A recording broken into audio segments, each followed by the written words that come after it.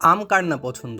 যে কোনো বয়সী যে কোনো ধরনের মানুষই আসলে আম দেখলে তার জিভে জল চলেই আসবে। কারণ আম এমন একটা ফল যাকে আসলে পছন্দ করে সবাই।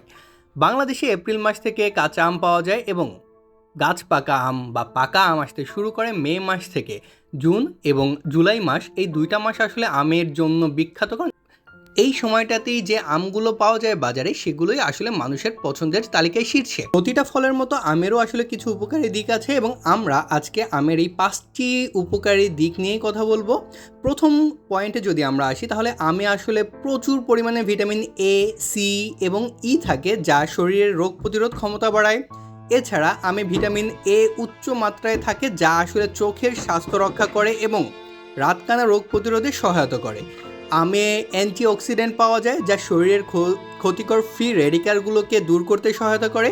এছাড়াও আমে ফাইবার থাকে যা হজম প্রক্রিয়াকে উন্নত করে এবং কোষ্ঠকাঠিন্য প্রতিরোধে সহায়তা করে। আমে ভিটামিন সি এবং অ্যান্টিঅক্সিডেন্ট যা ত্বকের উজ্জ্বল এবং স্বাস্থ্যকর রাখতে সহায়তা করে। আর এই আম বাংলাদেশে পাওয়াই যায় আসলে অল্প কিছু সময়, জুন মাসের মাঝামাঝি থেকে জুলাই আগস্টেও কিছুটা পাওয়া যায়, এরপরে আর আম পাওয়া যায় না। তো এই যে সারা বছরের যে এই আমের যে উপকারিতাগুলো সেগুলো ধরে রাখতে হলে এই সময়টায় আমাদের আম খেতে হবে এবং আমরা যদি এই সময়টায় কিছু কিছু আম খেয়ে রাখি তাহলে আমাদের সারা বছরের সেই পুষ্টিগুণগুলো বা আমের যে উপকারী দিকগুলো আছে সেটা আমাদের শরীর প্রিজার্ভ করতে পারবে।